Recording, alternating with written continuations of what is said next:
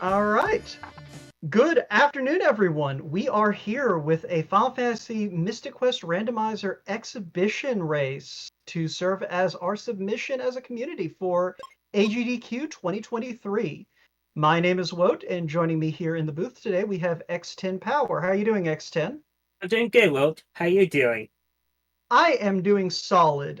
We do have you and Oipo also helping with tracking. This is a very fast randomizer, and quite simply, you need at least two sets of eyes to keep up with everything. In particular, today we are doing what is effectively a full randomization. Any location in the game that can have items can have either consumables or key items, and we need a whole host of key items and equipment to get through this randomizer. But I'll touch on all of that here in a few minutes once we kind of get everything going. Running today, we do have four fairly experienced runners, Chanigan, Hebbings, Sir Linkalot, and the RPG Chick. All four of these runners are experienced both with the randomizer and, in a few cases, with the vanilla game speedrun. So all of them perfectly capable of blitzing through even a particularly persnickety seed. We are going to be doing what we call shrug percent, where we will be talking to the old man floating on a cloud anytime we see him, and hopefully getting to see Benjamin's beautiful shrugging sprite. Additionally, we are going to be using a non-standard companion. Normally you will see runners grab Phoebe 2 to go to the final boss fight. Today we'll be taking Kaylee 2 as a means of demonstrating that the game can be beaten with other than the intended final companion. So with all that being said, let's go ahead and get this show on the road, because I do believe we are going to be starting with an axe, and we'll take it from there. So, to sort of explain real quick what I mean there, equipment-wise, we are looking at four different types of weapons: swords, axes, claws, and bombs. And for folks who are unfamiliar with the vanilla game, the important thing to know here is that all of these weapons can be used... hey, there's a shrug. All these weapons can be used on the map to navigate, and three of them are absolutely required in order to complete the game. Specifically, the sword, the claw at its highest form, and the bomb at its highest form. All of them are required to clear the final dungeon, and that is our end goal here. We are trying to reach the final boss of the game, Dark King. And in doing so, we are going to be looking for a whole slew of items in order to gain access. Now, that red chest that Chanigan just found indicates that there is either a piece of equipment, a spell, or a key item in there. Equipment and key items in particular are absolutely essential. As I said, we need several different types of weapons, and we also need... well, we need equipment just to survive the Dark King. It is a hard fight, and we'll touch on that a little bit. That being said, we also found a sun coin. So the way this randomizer works, it assumes that you will be accessing the four different regions of the world using the central hub of the focus tower. There are a few other alternate routes, and we'll touch on that if it comes up. But at the moment, we do have our first companion, Tristram 1. All of the companions in this game are found in their starting position. When you talk to them, they will automatically join you, replacing your companion if you have one, or filling a blank spot if you don't. Each companion in their first form will give you an item check if you go to a plot-critical location in the vanilla game. For Tristram, that's going to be a bombable door in Bone Dungeon, which is just north of the cave where we picked him up. And the other companions we'll touch on as we find them. Once you have picked up that companion's item check, you can go to another location and pick up their secondary form, although you do have to change out companions at least once before you can pick up the upgrade. In the case of Kaylee in particular, the companion we randomly decided on for this submission, we are going to be looking for two additional items in order to acquire her. She is the only one who is hard locked behind two different key items. The Tree Wither is needed to recruit her first form, and the Elixir is required to recruit her second. The trade-off is she is also the only companion you don't need to go change someone out for, because she automatically leaves your party after you get her item check. So that is going to add a little bit of extra exploration onto this particular run, since we are going to need 2 key items we normally don't. So those blue tiles there that everyone just cleared through, those are battlefields. For this flag set, we have randomized what items the battlefields have. And since they're part of the full shuffle, you may go through 4 enemies and find yourself with a heal potion, as we saw there. So we are not using prioritization with these flags, so you can opt to have the randomizer, say, force key items in particular places, and in this case, even though we don't have prioritization, Tristram does go ahead and give us a river coin. So these coins are required to open doors in Focus Tower, and each door leads to a different section of the world map. So in this case, we have access now to the 2 late game areas, Fireburg and Windia. So with all of that being said, the important thing right now for these runners is deciding where they want to go. And Chanigan, and I suspect almost everyone, is going to opt to head over to Fireburg. There we can recruit Reuben, who is a fairly strong companion, and also we can find Tristram too once we recruit Reuben. And Tristram 2 does give us a key item check. So it is actually really handy to be able to go ahead and get to Fireburg. As I said, he's not guaranteed to give us a key item, but in vanilla it is a key item check there. But Hebink's going ahead and peeping down below to check out that little hidden room in Focus Tower, and yeah, he's going to go ahead and go to Windia. Sir Linkalot checking a couple of brown chests that are a little bit hard to come by, and Hebink's following suit. Since we do have full shuffle, we do need to check all of these persnickety little corners. RPG Chick skipping over that battlefield to go ahead and head into Fireburg, and pretty much evening up. That Gemini crest is real handy, and that's worth bringing up now. So, by the logic of the randomizer, you have to use these coins to gain access to different parts of the map. However, these crests act essentially as keys to teleporters. And there are 2 sets of teleporters that link the 3 later towns in the game. So the Gemini crest will link Fireburg to Aquaria, and the Mobius crest will link Fireburg to Windia. And that is another way to gain access to different areas, although the randomizer's logic does not account for that. So Hebbinks, it looks like, has opted to go ahead and head to Windia. With that Sun Coin, we do already have access. We don't need a Mobius crest for that.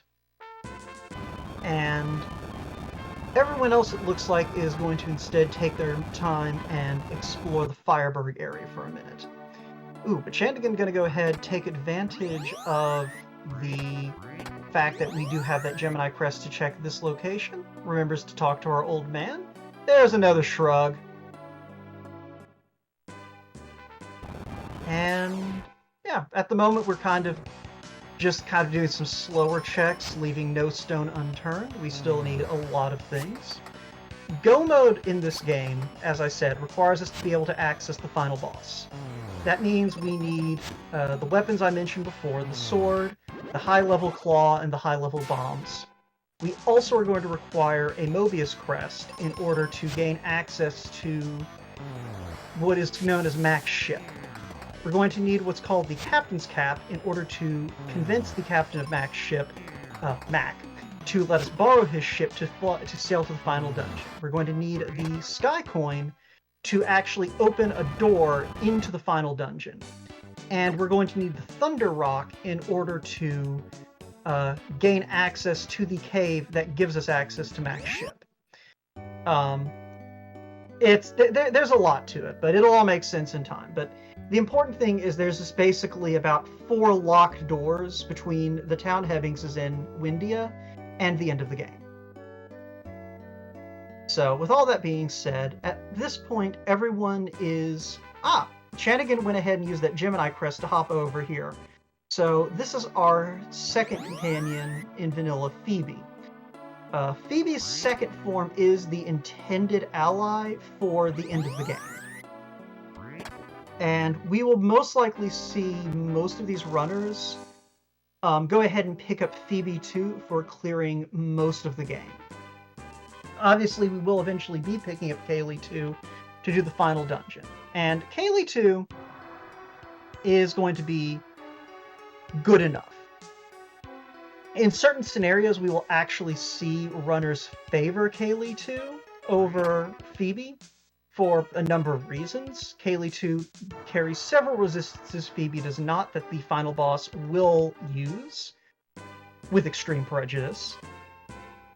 But at the moment, we are seeing a lot of divergence. So, Mystic Quest Randomizer is a very fast randomizer.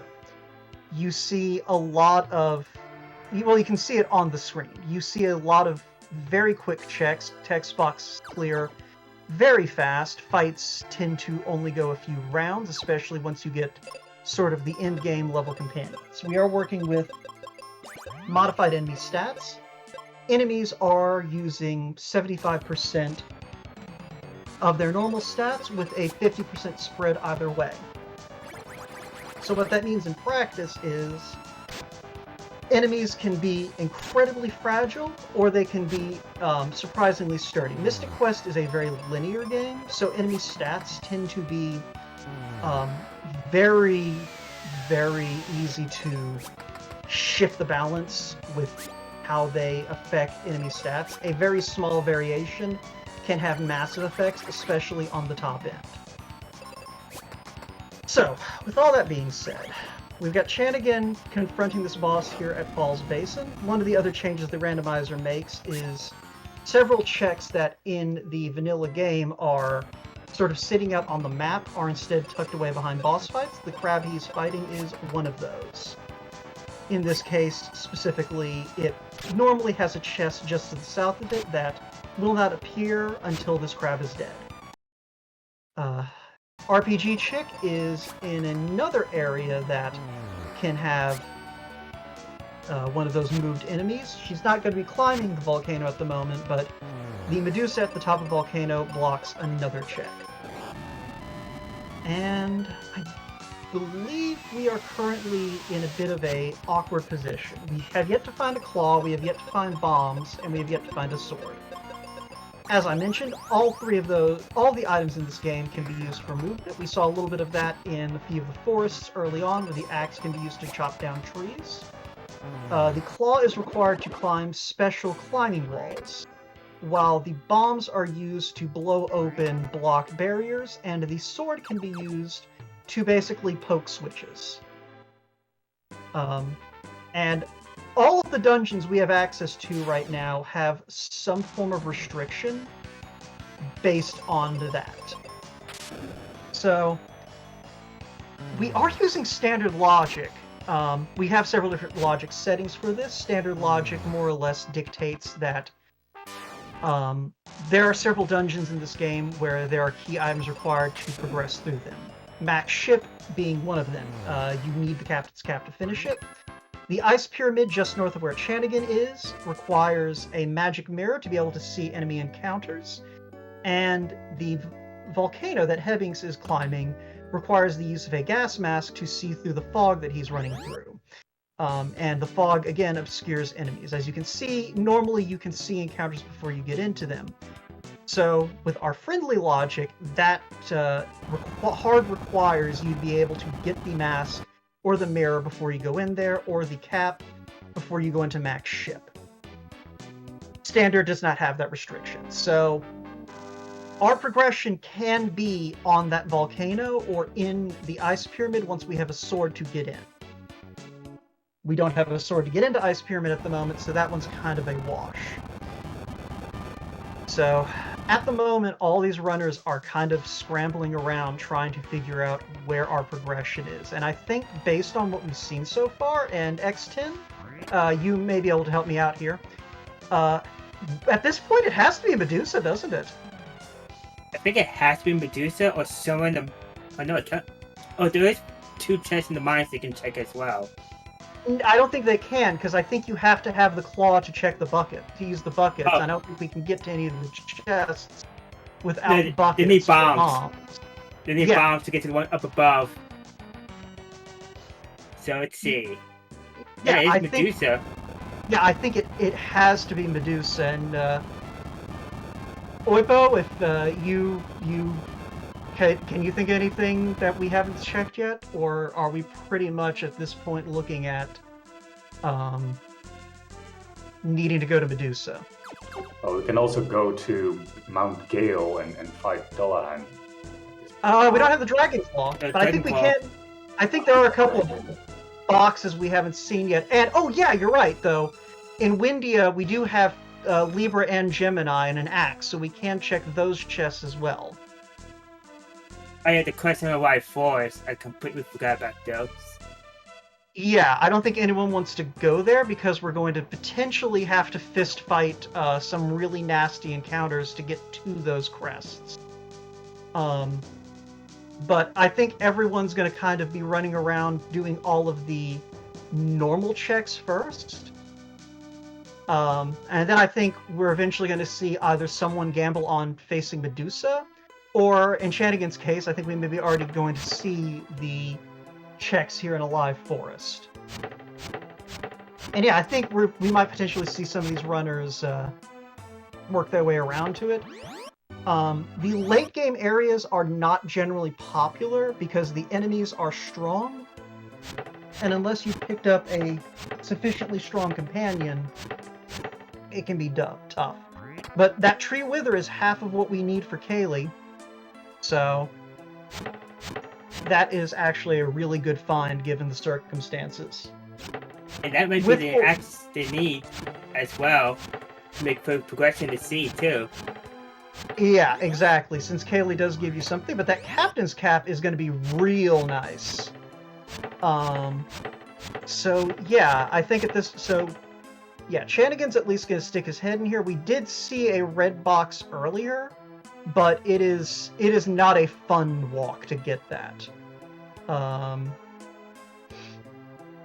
Because that's a lot of fights. And yeah, Shanigan also going to say, I'm going to avoid that for the time being. And it looks like we found an Aegis shield over on the RPG chick side, which is very nice. Yeah, and Sir Linkalot grabbed that too. So, the randomizer does not take into account enemy strength. So that red box in the tree could be our progression, and with a couple of runners picking up Phoebe 2 here, I could see them going back to get that chest. Phoebe 2 is more than strong enough to push through the enemies even with a weak Benjamin. So we should be getting some better idea of if our progression is in this giant tree or in the slightly smaller but still livable tree back in Foresta. And I have to note that it's interesting that all these runners are breaking the logic essentially to get to these, to get Phoebe 2. Because feel like you need the same coin to access Aqueous to get Phoebe. Yeah, that's very true. Everyone who grabbed Phoebe had to use the Gemini Crest back door.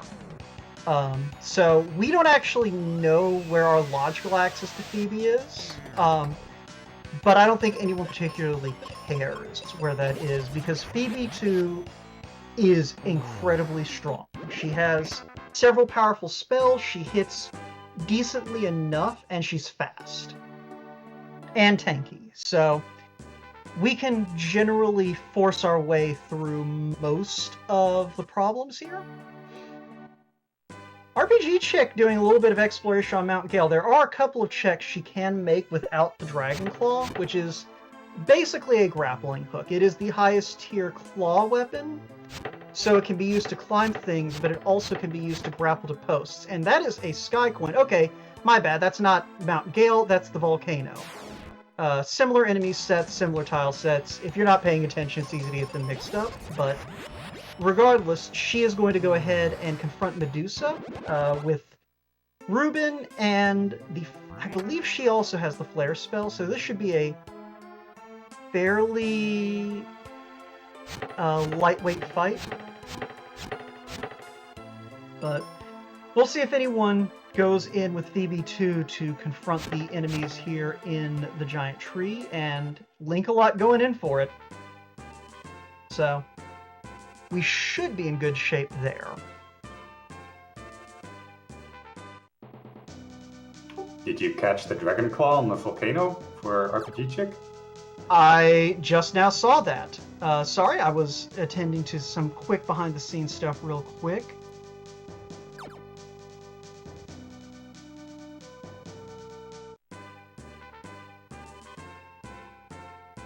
So yeah, that dragon claw opens up a lot of the game right there.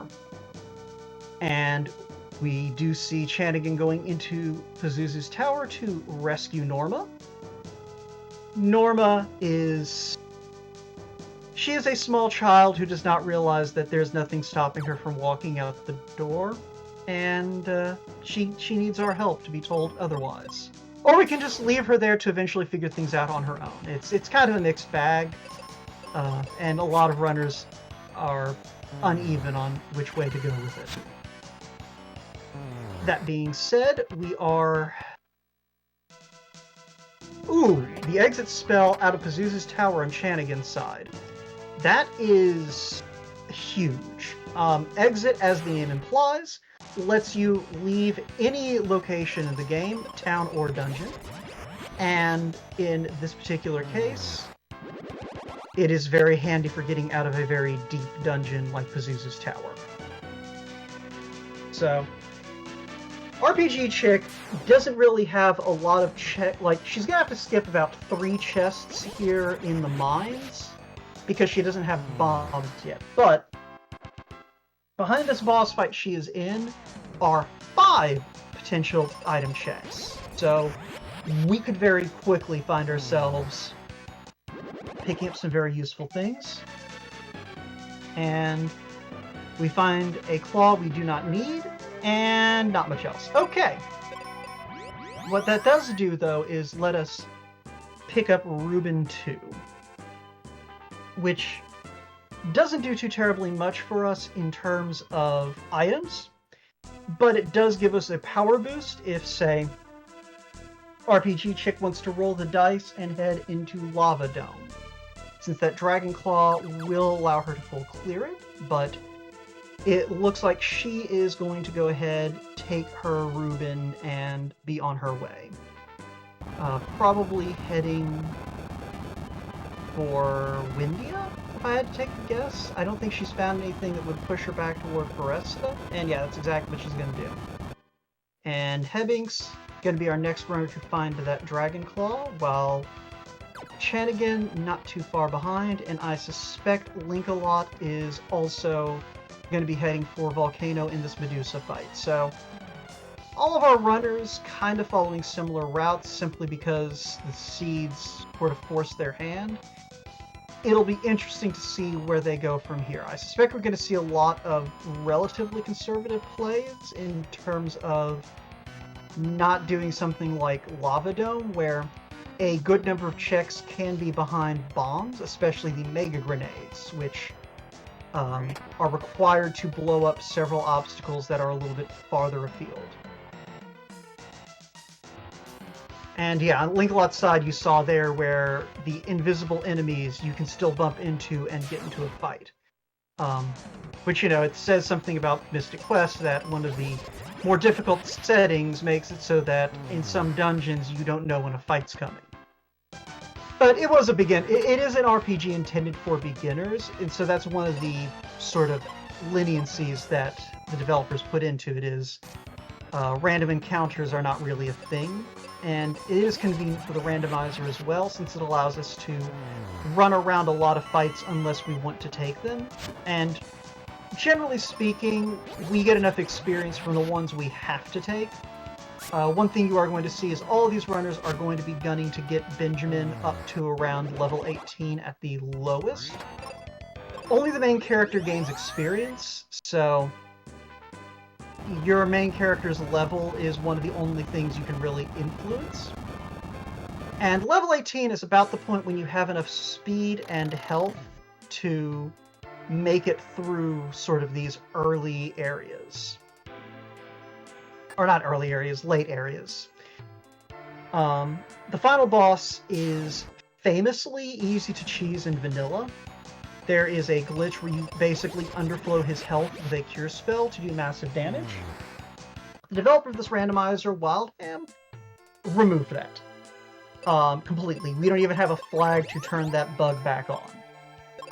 So as a result, we do actually have to plan somewhat for how to fight Dark King at the end game. Because he also gets some help from scaling, but most of his attacks just don't scale. Which means that you know how hard he's going to hit, and the answer is very. The big thing that scales with him is health and speed. So you need to be prepared for a situation where you may not have enough health to survive his attacks or enough speed to avoid the problems that result. So Link-a-Lot, looking over on his side, has been diving here into Lava Dome, and so far not punished. I don't think we've seen anything but brown boxes behind those Mega Grenade checks. Have we, X10? I've seen nothing yet. Yeah. So in a more restrictive shuffle, say key item and equipment shuffle, where you're only, finding key items and equipment spells in places that normally have them, this is a little bit of a risky play just because 2 of the red boxes in vanilla are behind those lava fields where you see those boulders that you need the Mega Grenades to open. But because everything is being shuffled, it's a little more forgiving. Chanigan going to go ahead and look into this Kaylee 1 check. So this is technically the first dungeon in the game, hence why Kaylee there is level 3. But this boss is going to go down like a sack of wet bricks. Chanigan may just opt to slash it once with the claw and be done with it, and that should be more than enough to finish the fight. And it is. So Kaylee 1 is going to hand us something. It may be a consumable. It is a consumable. That is just a set of heal potions. But that does mean once we find the elixir, we can get our Kaylee 2 online. But in the meantime, we're seeing a lot of overlap in checks. RPG chick heading up Mount Gale. Take a look here. This is another dungeon where 1 key item has been moved to require us to kill the boss that hangs out here. And that is a Mobius crest and our bombs, finally, for Sir Link-a-Lot. So, not the bombs we can throw, but bombs, nonetheless. 2 very good finds. So, at this point, we are still needing a pokey stick, aka a sword, the Thunder Rock, and in the case of Sir Link-a-Lot, he has not climbed up that volcano to get the Sky Coin located on the ledge just behind Medusa. So, still a little bit of work to do. We also still need to find the elixir to pick up Kaylee 2. So, that is one thing with this randomizer, as I said. It is a fast randomizer. We're not even half an hour in, and we could be in go mode any moment. Ooh, but there is our sword for Sir Link-a-Lot, and that is the best sword in the game, Excalibur. So, the only concern I have on his part is there's less and less of an incentive for him to go up that volcano and check those 2 spots. And we know he needs both of the checks at the top of the volcano. That's not even negotiable. He needs the Dragon Claw, he needs the Sky Coin. Wait, he has the Dragon Claw. Okay, he does have the Sky Coin. Alright. Yeah, my bad. I didn't click it. Sorry. Oh, that's fine. It's one of those things. I wasn't watching all screens. It's very easy to think that he, maybe didn't remember to look at that box up there. It's easy to overlook. I actually forgot that there's a box up there. But yeah, so Link-a-Lot then, jumping around a little bit, as soon as he finds the... Oh, yeah, there's his elixir. As soon as Link-a-Lot finds the Thunder Rock, he is in go mode. And everyone else is going to be playing catch-up. Does Sir Link-a-Lot have the Megas? Oh, right. He doesn't have the Mega Grenades. You are absolutely right. Good call, X10. Well, like, wait, I didn't see those yet. Well, that magic mirror, though, Ice Pyramid has a lot of boxes in there. I wouldn't be surprised if that's his next stop. But there's one little quirk of the randomizer that's worth discussing real quick for Link-a-Lot. So, when we pick up equipment that is of a lower quality than whatever we have equipped, so in that case we found a steel sword while carrying around Excalibur, we temporarily have the downgraded equipment equipped. But as soon as we swap weapons again, we will swap back to our highest level weapon. And speaking of highest level stuff, that is Gaia's armor. This was a stacked lava dome today. And there's even a key item behind the boss here. So, all 4 of the main bosses do guard at least 1 item check. The first boss actually guards 4 item checks, and the rest are block 1 apiece. And the nice thing is we can see in almost every case what they have before we actually fight them. So if we can see, there's just brown boxes, we know we don't actually have to fight them. And Link-a-Lot would have exited out here if he hadn't seen that red box here behind the boss, and we are already done with it. So, we are not required to fight these main bosses. I believe there has been some talk of eventually adding an all bosses flag to force all 4 of these bosses to be confronted, but as of right now, there is no requirement like that. If we can get go mode without killing a single one of them, then it is perfectly valid to just ignore all bosses and move on with our lives. But Link-a-Lot gonna open this box and just finds a spell, so... Right. So like X10 pointed out, we still need the Mega Grenades for Link-a-Lot, and we need the Thunder Rock for him as well. But he is the closest at the moment to go mode, and everyone else definitely needs to go do Lava Dome eventually. Heavink's having the elixir, not the tree wither yet, but I expect Link-a-Lot is going to do these checks here in mine, blow open the handful of doors he needs to blow up to check boxes, and that is a very conveniently placed red chest, and gets a shield that's worse than the one he has, but that's okay. So, jumping around a little bit, RPG Chick into Lava Dome. Shanigan, having finished looking at boxes in Pazuzu, it looks like didn't really come away with much. So, also heading back to Fireberg. I think, again, all of these runners have kind of deduced that Lava Dome is sort of their best bet at the moment. So,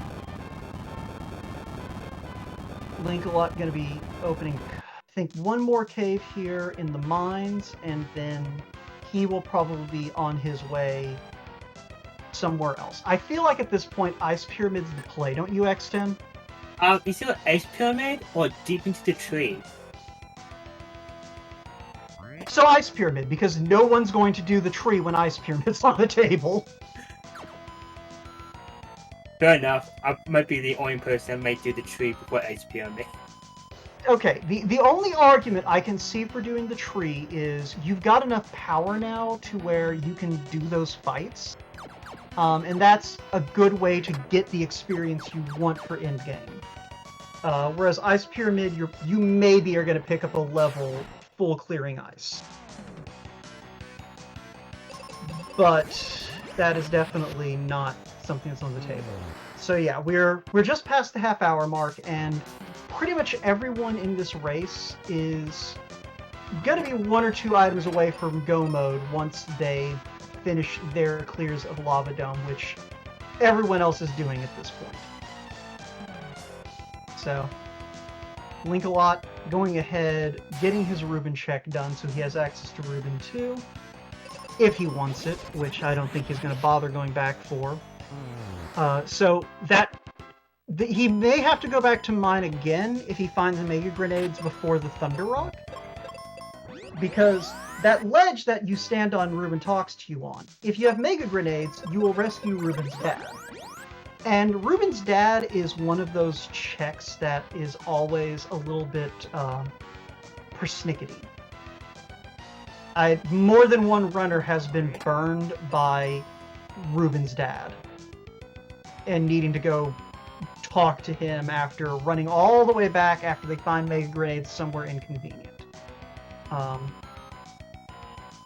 So yeah, X10, if you don't mind taking over for a minute, I need to step away for just a second, if that's alright. Sounds good. Well, right now we've got Hubert going through the mine, checking all the various chests. Coming up pretty much empty-handed, nothing spectacular that'll help them in go mode. He did pick up the Venus Seal that does give him some resist. But Chenican getting his Mobius quest. And was it the guys over there? And he's going out of the Lava Dome. We have Link-a-Lot pick up his Kyrie too. So he can go back to India and check to see what C's holding. And possibly keep her for the rest of the game here. But he's stepping to... Oh, they know they're Bone Dungeon. That's right. This whole dungeon is completely open. So they have access to 6 or 7 more checks inside this dungeon alone. And Chenican is falling right behind. Forgot to mark his bombs, but I got the mark now. And let's see what's in this first chest. We have the Megas. That's huge. Alright. So right now, the only item we need for go mode is the Thunder Wall, which essentially can be anywhere in the game, but up before the Sept. So they still have the whole tree to check, all ice pyramid. So it's coming down to finding that Thunder Walk to see who gets in go mode first. And as you see, Link-a-Lot is picking up a Cooper's Rocket, which is really good to have for the final boss. If I remember correctly, that gives you Confusion, Silence, and Blind Resist. For some defense. We see Score's Rex still holding 3 non-important items and 1 key item. It might be the Thunder Walk, it might not. We're gonna find out. And I think Hubert is finally going into the pyramid.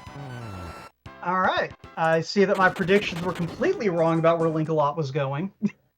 Yeah, we all forgot about Bone Dungeon. Like, oh, this has 6 checks in here. Very true.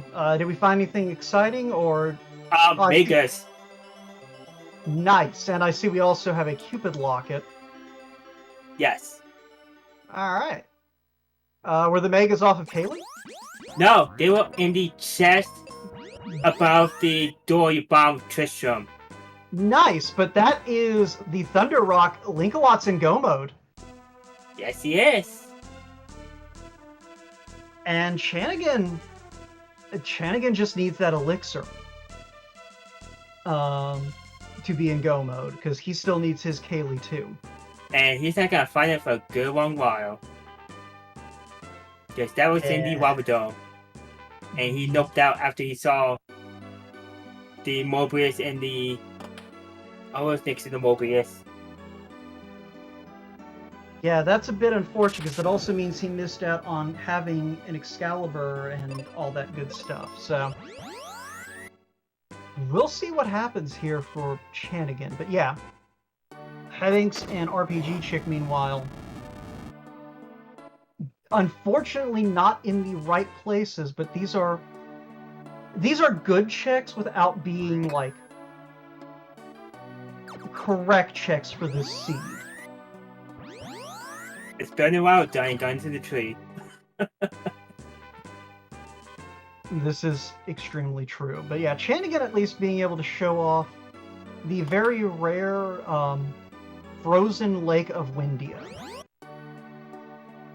Since the condition for the lake in Windia to actually be water is you have to have completed the ice pyramid and defeated its boss. Which, yeah, Hebbings has not done that.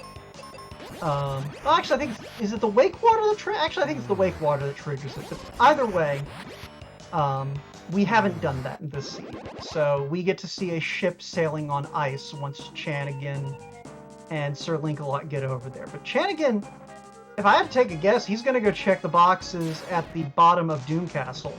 Because he's got the cap, so he can go look over there.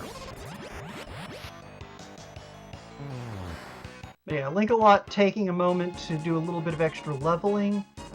Level 16 Benjamin, you're going to be hitting 18 by the end of it, this dungeon. And Link-a-Lot's equipment is solid enough to get him through Doom Castle, I think. Yeah, the only thing that he's truly missing is the Apollo helm. Yeah, so I think he should be fine. He's got Flare. I think he picked up White at some point as well. So he's got all of the magical firepower he needs. He's got the arsenal necessary and the armor, like you said, aside from the Apollo helm. But Apollo helm, I think, just adds defense. Does it have any other resistances? Give me 1 second, I'm getting that answer. Alrighty. But yeah, so Link-a-Lot, if we have a friendly Dark King, in good position. If we have an unfriendly Dark King, though, things could get nasty. Because the big issue with Kaylee 2 is offense. She doesn't have any of the wizard spells, which are the kind of high-powered spells in this game. So on Dark King, that means she's not necessarily going to be contributing much in terms of offense. So she's going to basically be our healer while Benjamin does all of the work. So speed is going to come into play, health is going to come into play, because any turn that your Benjamin is down, or gets down before he can attack, is a wasted turn, basically, because you're going to need Kaylee picking him up. And there are some tricks you can use to cheese that, if it comes to that. This game features an auto battle for your ally. So one thing that can happen is you can set them on auto, and if you're going to be killed during your turn, they'll life you up after you die. And if you would have gotten an action after them, and you went ahead and put it in, but yeah, there we go. There's our ice skiff. But yeah, long story short, there are some tricks that we will likely see all of these runners pulling to survive this Dark King fight, but Link-a-Lot is going to be our first runner into Doom Castle. Unfortunately, we will have to wait for Chanigan to get there. We cannot change the music because Chanigan is also our restreamer, and thus we can't actually tell him to... Well, yeah, we can't swap audio until he's done because there might be some audio bleed. So, it is what it is, unfortunately. But we do at least see the life spell going on, the life spell attempted here on the big bad refight dinosaur. Link-a-Lot, I'm surprised isn't just going for the exit spell here. That is an option, and I'm not sure. Link-a-Lot did find exit, didn't he, X10? I don't recall Sir Link-a-Lot being at location. I think I think he does have it because I think I saw that first slot filled, and I think Oipo's chiming in to let us know. Yeah, Linkalot did find it, but RPG Chick is the one missing it, I think. Yeah, well, what she's not missing is that Apollo helm.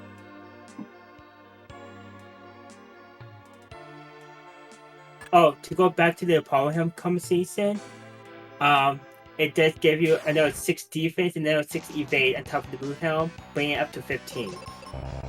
So yeah, it is just a boost to your physical stats rather than, or to your physical defenses rather than any more resistances. So not the end of the world to lack it. It's not as bad as not having Gaia armor or the Aegis or the Cupid's locket.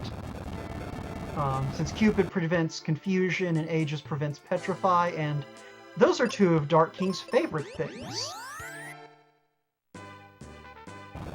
Alright, so yeah, all of our remaining runners missing pieces of the puzzle. Hebinks doesn't have the tree wither, it looks like. Chanigan missing that elixir. And RPG Chick just not having delved into Bone Dungeon among other places. So,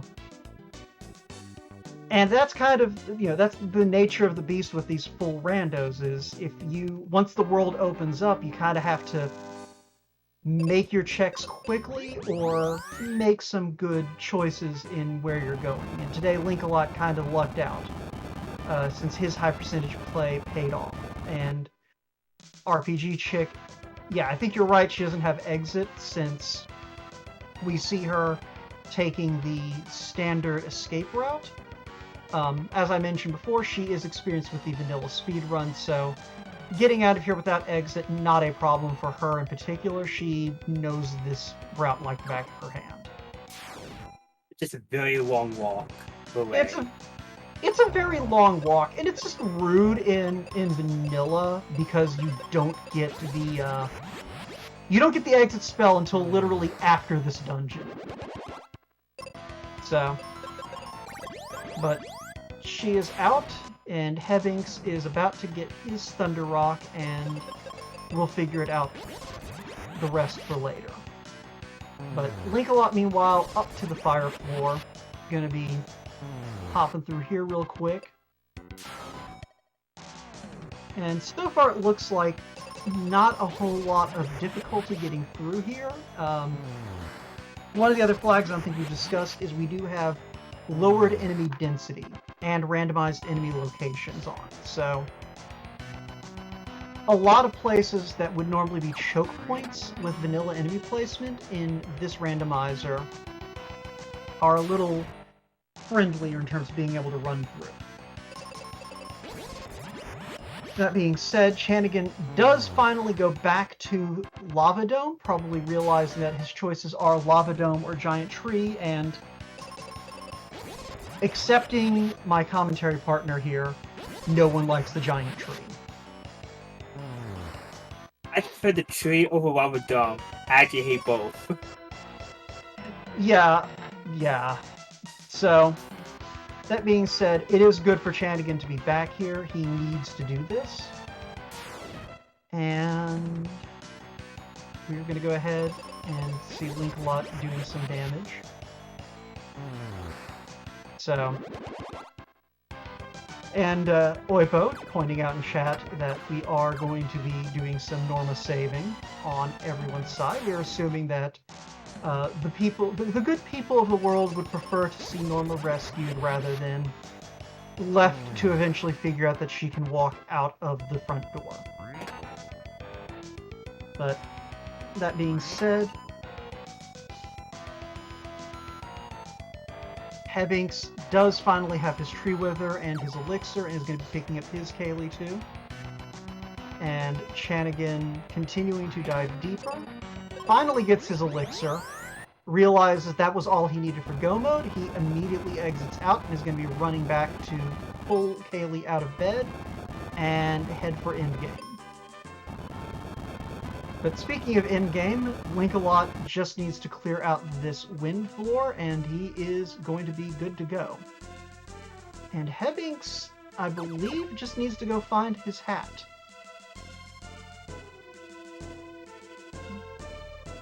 And I, for the life of me, don't remember where the captain's cap was. It was in the Alive Force underneath the Gemini Crest. Alright, so Hebbinks going the completely wrong way. Got it. Well, at the very least, he already has Mobius, so... Okay, he's gonna go check Ruben's dad, it looks like, and once Ruben's dad doesn't give up the goods, he probably will just Mobius crest over to the Wendia area and hopefully check Alive Forest before, say, Pazuzu. Because I don't think Hebbinks went super deep into Pazuzu, just deep enough to get exit. You know what I've been trying to figure out this whole seed? Where's the sand coin? That's a really good question. It's got to be in the tree. Or Ruben's dad has it.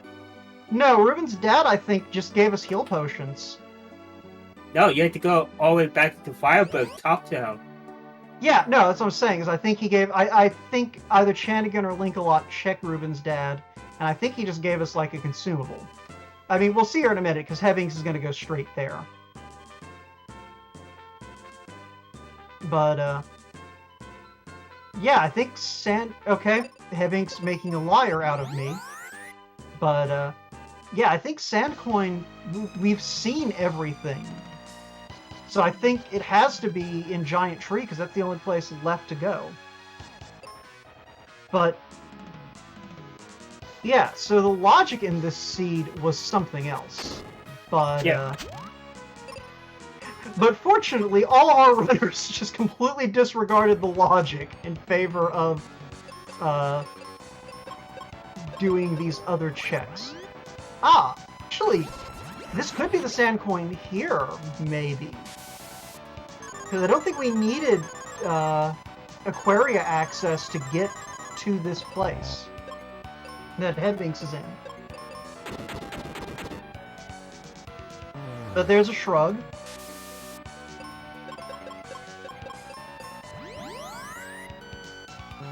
And we are waiting to see what we can see. So, yeah, no sand coin for Hebbinks. But yeah, no, you're absolutely right. That sand coin has to be somewhere buried in one of these handful of dungeons. Hebbinks not going to talk to Ruben's dad. I mean, we know it's not going to hurt him, but... Do you think the initial logic of the seed was to get the river coin, go for Medusa for the dragon claw, and then go to the tree? I think that's what it... Yeah, we had logical access to all of that. Oh, and after that, hit the lava dome first, then hit the tree for a sword. I mean, if Sandcoin is in just one of the normal brown box locations, we don't necessarily need a sword. Though you're right, we can't get too deep into tree without a sword. But either way, yeah, I mean, we had everything we needed to climb Giant Tree without ever setting foot in Aquaria. So I think that is where it has to be. But either way, RPG Chick is going to be grabbing her Thunder Rock here in a minute. And Hebbinks went back for Phoebe 2, I guess anticipating needing to full clear these late game dungeons and not wanting to bring Kaylee with him. Now, I do want to make a call out. You do have someone approaching the Dark King. Yep, alright. So, normally we would stop to listen to the beginning strains of Dark King's theme, but as pointed out, we can't change the audio. So we're gonna have to wait for Chanigan to get to Dark King to enjoy that banger of a final boss theme, but that means we can talk a little bit more about Dark King. So like I said before, we cannot use the cure glitch to do stupid amounts of damage to Dark King off the bat. Furthermore, the way that enemy health stat randomization works, all 4 phases of Dark King roll their health separately. So, as you saw there, the first phase went by really quickly. And phase 2 went by even quicker. Was that just one axe swing? There's one axe swing. I've never seen that. Beautiful. Yeah, so, I mean, now we're in phase 3, and phase 3 is a pain in the butt. Although, we should be fine here, because Kaylee can be confused, but she can't be petrified. And with Aegis and Cupid Locket, Benjamin is immune to both confusion and petrification. So, excuse me. So it is a situation where we don't necessarily need to fight a battle of attrition we normally would, although Dark King can still murder the ever-loving bejesus out of Benjamin. He's doing a lot of damage. And also do like 800 damage to Kaylee. So yeah, Dark King. The Great Equalizer is the easiest way to put it. Dark King can kill you in a lot of different ways, and it is very easy for a runner who gets to Dark King to wind up stalling out on the Dark King fight. I believe the first race we ever had of this, Chanigan spent 20 minutes on the Dark King fight just because he wound up in the situation where he hit go mode before he really had the gear and experience, but felt like he could make it through, and that particular Dark King rolled basically max stats. So it was an adventure for Chanigan. Linkalot still on phase 3, maybe heading toward a similar problem. Like I mentioned before, the big drawback to Kaylee 2 is she's not bringing much to the table in terms of offense, so you need Benjamin stable to hit Dark King hard. Now, I do have a question. How hard does the arrow hit compared to the axe? That is an excellent question. I feel like the axe is still probably the better call, but I wouldn't be surprised if one of these 4 runners tries just to see. And yeah, that gold, there we go. That gold web doesn't petrify Kaylee, and that's huge. Also, we are in phase 4. We just flipped over there like, I think 2 turns ago. So that was a fairly, I can't tell if that was a beefy phase 3 or if it just took forever for Linkalot to stabilize his position enough to hurt phase 3. It was kind of like a moderate. It took him a while to heal himself, but it didn't take much to push him over to that 4th phase. Kaylee surviving with 12 HP and manages to get the lives off to pick both of them up. But yeah, so this is the Dark King fight when you don't get to just like cheese your way through it. But also, this Dark King, I think, rolled up for speed. Well, actually, no. I think he rolled down. It's just, again, this is sort of the problem with sort of going fast is Benjamin just winds up not having the levels you need necessarily. I wonder if he will have enough speed if he switched to the Excalibur and took the +5 speed. That is a very good point. That is one thing we haven't touched on. The sword and claw items actually do modify your stats while equipped, but we don't need it. That is a dead Dark King on Sir Linkalot's side, and that is going to be a finish of 56 minutes and 2 seconds for Sir Linkalot. And I don't believe the plan is to speak to anyone. I don't think we talked about that beforehand, and this is kind of a demonstration, but I'll see if Linkalot kind of jumps into things, and we'll see if we can get him in here if he does, but otherwise, you know, just get those GGs in chat for him. But in the meantime, Yeah, so while all that was going on, RPG Chick onto Ice 4, Chanigan up to Wind 4, Hebink's about to get his hat here in probably about 2 minutes. So all of these runners likely to be finished by the hour 20 mark. So that is definitely good news all around. But we shall see how everyone else does. And to think, we visit every single key area in the game. Except the giant tree. No, we're on the base. So technically we were in the tree. We were in the tree, but I'm not going to count it until you get to the parts no one likes. Fair enough. Alright, so there's Hebinks' hat. There's his exit spell, and he is going to be heading straight for the boat. So. Yeah, so Chanigan probably going to be the next one done, barring Dark King / Commentator's Curse getting him. Yeah, it only takes one mini slip up.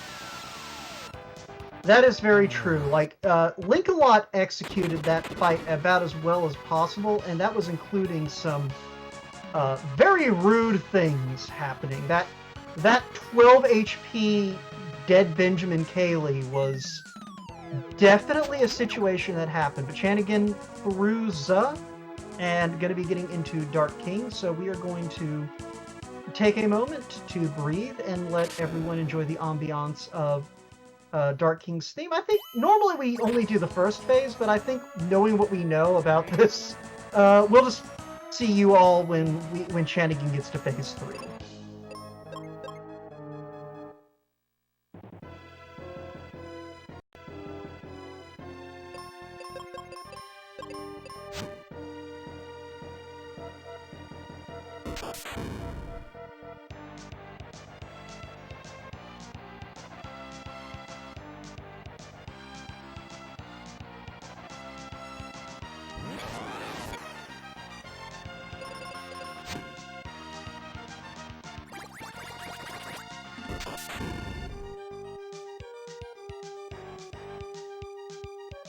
Alrighty.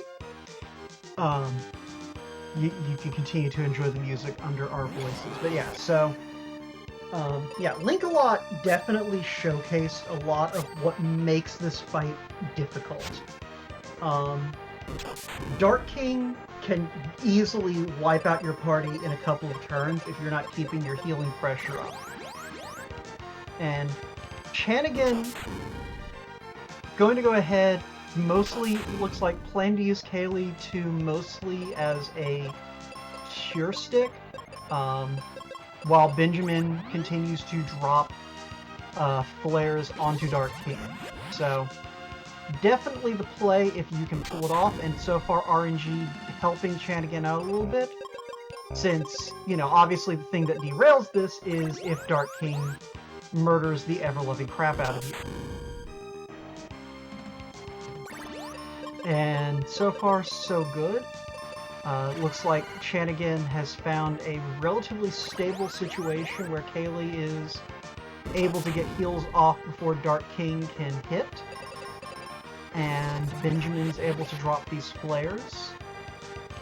Although, as soon as I say that, Dark King seems to be outspeeding Kaylee, but it's fine for the most part, because she's getting things patched up. And yeah, we're already into phase 4 on Chanigan's side. This is looking to be a much quicker Dark King fight for him, assuming he can keep things stable, which he's got plenty of white magic charges on Kaylee, so this shouldn't be a problem unless something bad happens right here, but we are fine. Alright, everything is restored to stability, and we should only need a couple more flares, I feel like. Wait, one more. One more? Alright. You were keeping count? I think it did. Nope, there's one off. Yeah, I mean, yeah, I was gonna say, it's either one or two more, because, like, Chanigan has been keeping pretty consistent pressure. Ooh, hold on. Oh, ooh. Okay, so we have the reverse of what happened to Link a lot. Went straight up with 21 health instead of 12 even. I do want to note, Shanikan is going at this one level low than Serenka was. Yeah, but that was clean. So Chanigan is going to be finishing at 1 hour, 2 minutes, and 34 seconds. So about 6.5 minutes behind Link a lot. Get those GGs in chat.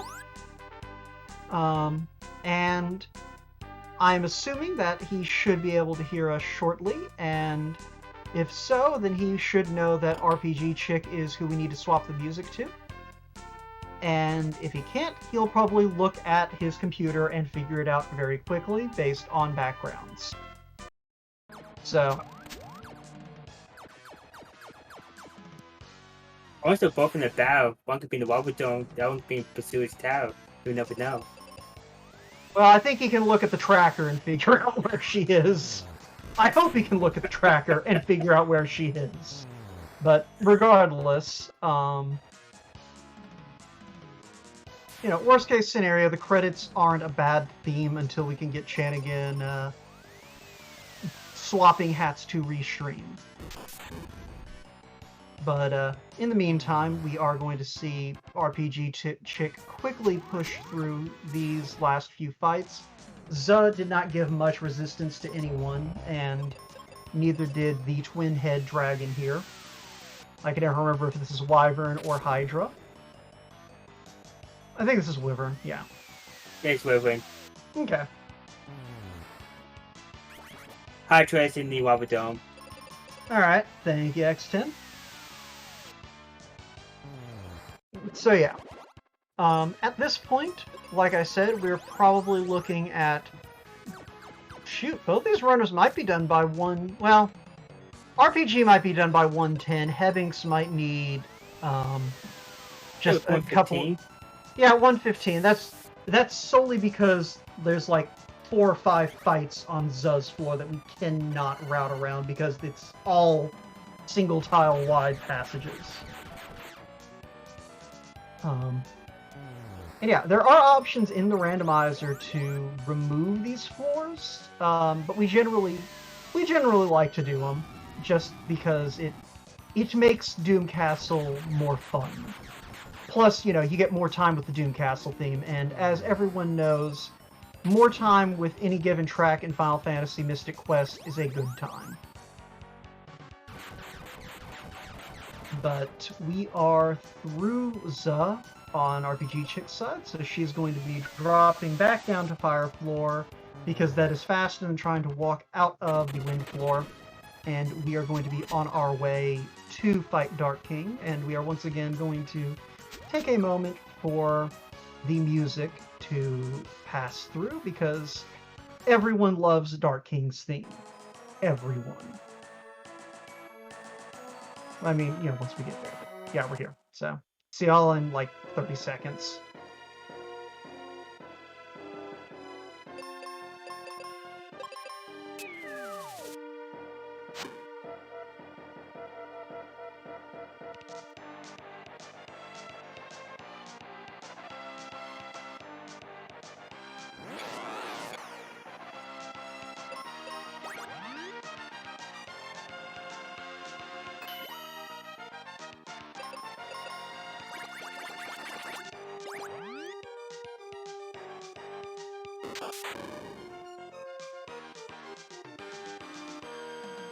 Alright, so apparently Phase 1 also susceptible to getting hit in the face with an axe once by Kaylee. I also want to note, Phase 1 can hit really hard. 1,000 damage casually on Benjamin. And RPG Chick is at full equipment, so that was just Dark King deciding to delete Benjamin. Just want to point that out. I think it's worth pointing out that was incredibly rude. It really shows the dark side of this cane.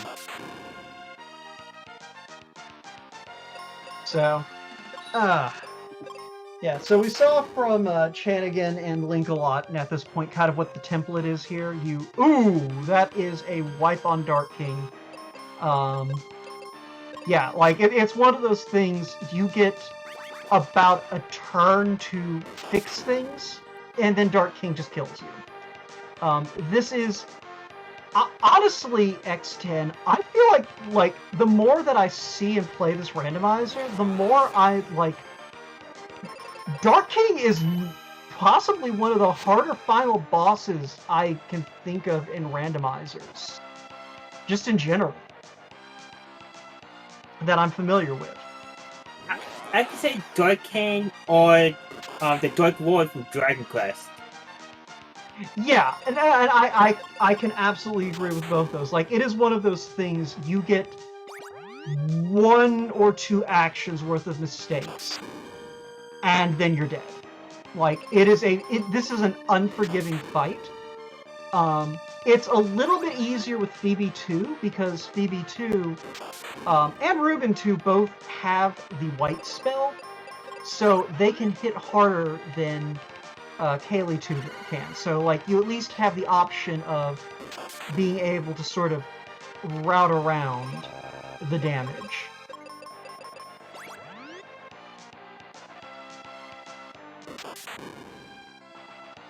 So, Okay. but with Kaylee 2 in particular, it is an unforgiving fight. Well, instead of bringing her own strength, she is immune to the petrified. So Yeah. that does free up an attack, and she gets hit by your web. You can actually just focus Benjamin attack instead of defending, and let's see, have Phoebe and have her cast weight instead. Yeah. Yeah, so it's definitely one of those things, you do have to kind of adjust to the Dark King's speed, to which companion you have. It's one of the things that's going to make it really interesting to see what's going on with that. But we do finally have Sir Linkalot hopping in here. We did kind of discuss whether or not to bring folks in. So Linkalot, GG. Thanks. Also, thanks for showing off why Dark King is non-trivial. Yeah, there were a couple sticky spots that I'm just like, if I get bad turn order or he does this move on this, I'm probably resetting, or not resetting, but I'm gonna have to restart the fight. And yeah, thankfully I got through with him on just the one time, so it felt pretty good. Yeah, you and Chadigan actually had mirrored situations, because you had that one moment where Kaylee 2 was at 12 health with a dead Benjamin, and Chadigan had a moment during that fight where he had a dead Kaylee with a Benjamin at 21 health. So it was exactly mirrored, and you both managed to kind of crawl out of the hole. Yeah, I got lucky on the turn order on that one, and it's like, all right, life, all right, cool. Kaylee's still alive. Ben's up. Like, we're good. We're good. Yeah. Also, we did get confirmation by way of RPG Chick that, like, that phase 1 was also just one axe swing and down. Also, hi, Chanigan. I did see you unmuted, but I figured you just jump in when you felt like it. Hey, no problem. But yeah, GG to you as well. Thank you. Yeah, so, yeah, no, like, y'all definitely showcased a lot of interesting things about this randomizer. Like, for example, if you don't ever want to go into Giant Tree, you don't need to, even if the sand coin's in there. Yeah, Giant Tree was a no-go for me. I No was go just for doing everyone. the first few checks, and that's it.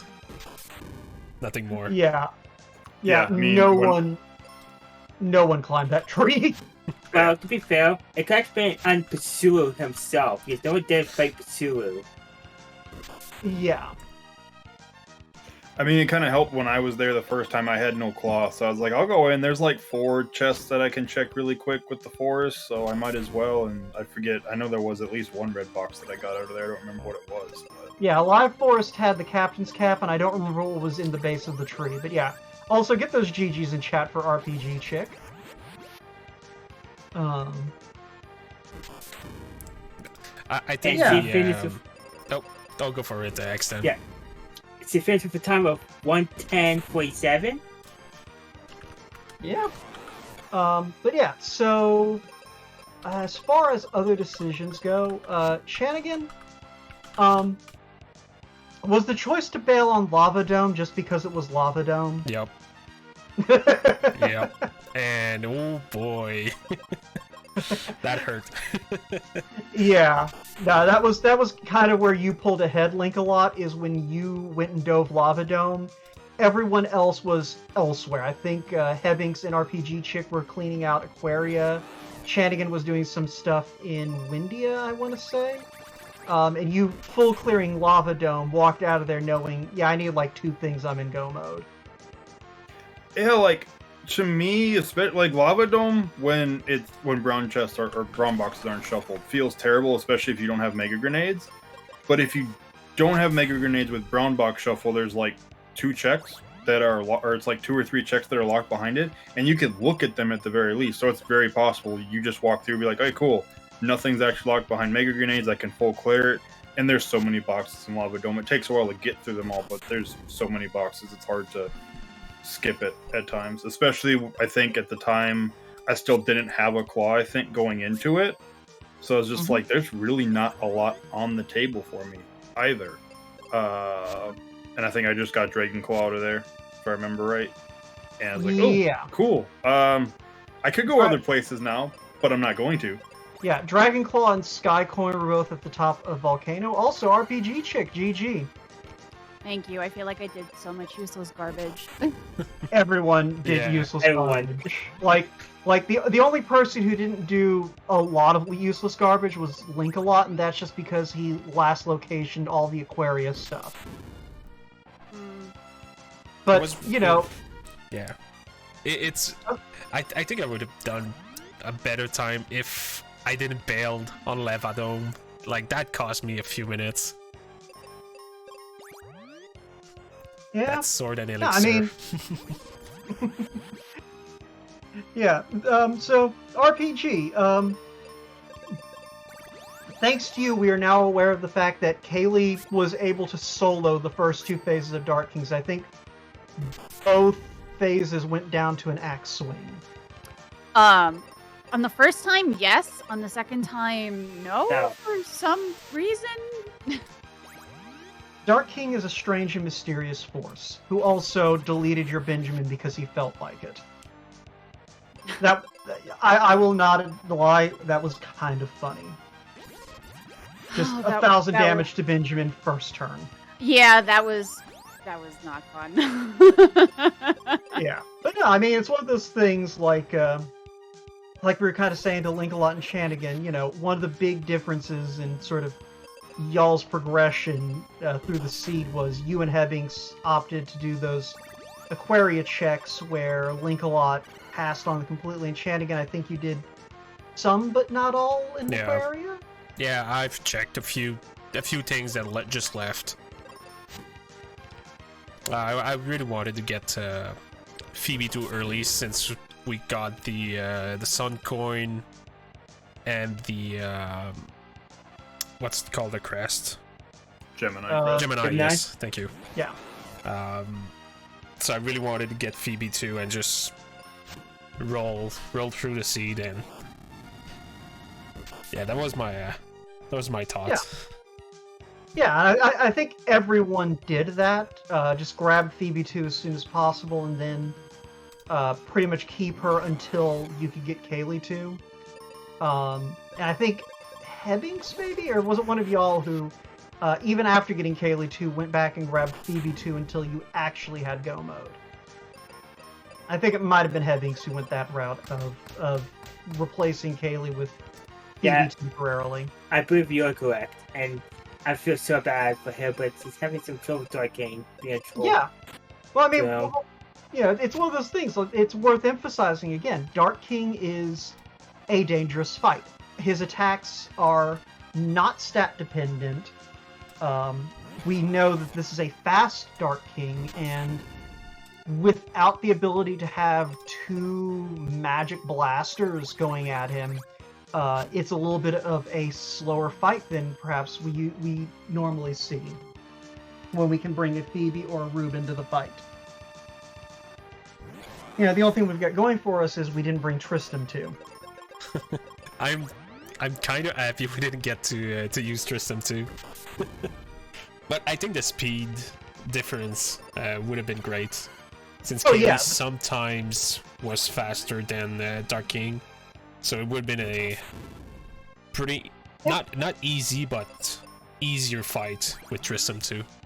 Manageable, I think, is the word. I think it would have been a much more defensive fight, but the fact that as long as Tristan 2 was on his feet, he's probably beating Dark King says a lot. But yeah, so kind of for all three of you,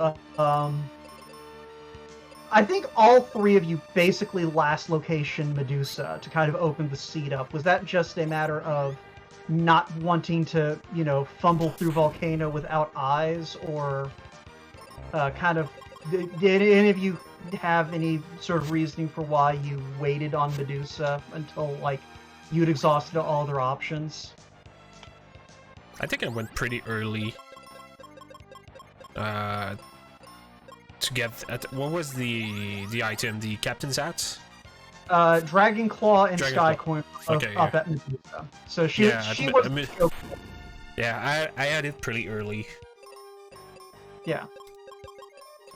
Aquaria was just too tempting. I hate going through Volcano and Lava Dome. Especially Fair. without the exit spell. Also fair. Link-a-lot? And my idea was when I got Gemini Crest, that I was just like, I know I checked the first couple checks in Volcano before doing anything else, and then I left right away because I'm like, hey, there's like 4 easy boxes, maybe there's something good. But my idea was like, I don't want to really do this without a 2 character because the fight with Medusa is going to take a lot longer. I mean, I've got Flare potentially, but I was just like, I'm really not going to want to go in a Lava Dome without access to like Ruben 2 or Phoebe 2, which it's like Phoebe 2 just is go unlock her and then go grab her. That was my idea. It wasn't so much I was last location. It's like, I'll just put it off and route Volcano in with Lava Dome and finish it off. Right. And then, yeah, that gave me Dragon Claw, which, yeah, I blew the seat open. And, yeah, I was like, Lava Dome, it's like, hey, I got Elixir and all this. Let me just go do that. And then I'll do Sand Dungeon. And it's like, oh, hey, cool, go mode. Bye, Windia. I don't care about you anymore. May I make an announcement? All the winners have finished, with Herbert finishing with a time of 1 hour, 19 minutes, and 12 seconds. All right. And Hebbings is in the room now. GG, Hebbings. Thanks. Yeah, so that was solid from all 4 of you. That, for a seed that kind of had you going all over the place, finishing in under an hour 20 is very good. Even though Dark King was a little bit rude to you in particular, Hebbings. Apologies. It is what it is. You win some, you lose some. Yeah. So yeah. So you and RPG Chick both kind of went for Aquaria, and RPG, you mentioned a little bit why you kind of went that way. You know, is there anything else you want to sort of add to your reasoning on that front? Well, I mean, most of the dungeons over there are pretty quick to clear, and the pyramid can have a lot of treasure chests in the Brown Shuffle, so...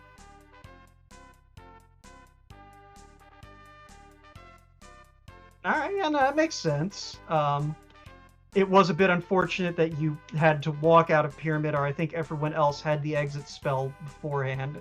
Because I think everyone else went to Pazuzu early to get that and wind up with that exit spell. But Hebbings, was that kind of your thinking as well going into Aquaria? Yeah, I think the thinking the whole seed was just going for density checks and making sure I didn't miss anything or fade anything that like when I saw that moon helmet chest, I didn't want to fade it in the offhand that it could be like go mode related. So I doubled back and took a gamble on it. I do have a question for everyone. What made you all decide to break the logic? Nah, logic's overrated. Agreed. Yeah, Brown Box Shuffle logic's kind of out the window. Yeah. Yeah, because there's that. My excuse is, hey, Phoebe too. So that's Yeah, the reason I was pretty like, much. I'm going to Aquarium. Same. Like, I'm getting Phoebe too. I don't care about Logic right now. Go get Phoebe too. Then I'll go back to Logic if I feel like it. Yeah, because between all of you, I think we can safely conclude that like Sandcoin and Venus Key were both locked behind the giant tree somewhere. Or North Focus Tower, if anybody didn't check that. I think you're the only one who picked up the wake water, and but the fact you said that, I'm assuming you didn't go look either. So. Nope. No. Yeah, and Sandcoin couldn't have been in North Focus Tower. Sure. Like I think the only place it could have been was in the upper reaches of the giant tree, where none of y'all were going to go unless the seed made you. Or pursue So yeah, but overall, all of you performed admirably in clearing out what was a very persnickety seed. I think persnickety is the word I used before. I'm going to use it again. It had y'all going all over the place. It had a very dangerous Dark King, especially bringing Kaylee 2 into play. But you all performed admirably, so GG to all of you. Any sort of final thoughts? Thinking about sort of some of the incentive stuff we didn't necessarily see, such as if we'd had to take one of the other companions instead of Kaylee? I hope we never have to take Tristram too, because I've done that once before for an incentive and it was terrible. You heard it here first, folks. Don't tell people to give money to see Tristram 2. Yeah, vote for my boy Ruben. I do want to note, I just rolled a D4, and that's how you got Kyrie 2. So you Yep, could that was, easily get Tristram 2 today. Yep, that was all X10 fault. No, but it's one of those things, you know. If this is, you know, if this is what to look forward to, it's good to know that's what's in play. But I think on that note, we can go ahead and call it a wrap, and everyone can go ahead and get on with the rest of their Sundays. So, thanks to all four of you for, you know, stepping up to do this. And Chanigan, thanks for pulling double duty. X10, same to you. Thanks for handling tracking and being kind of a second voice to bounce some stuff off of. And Oipo, same to you. You know, for chiming in on a couple of occasions, helping us out, and doing a lot of tracking too. So, yeah. You're welcome. And Rote, I want to say thank you to you for being such a strong commentator, so I can focus on the tracking and its competent end towards the end. Yeah, no, it's one of those things. This is a fast randomizer. You blink and you miss stuff. So I'm happy to take some of the pressure off of the tracking and in turn have the tracking pressure taken off of me. But with all that being said, yeah, thanks for watching and hopefully y'all enjoyed. So have a good day, everyone. Take care.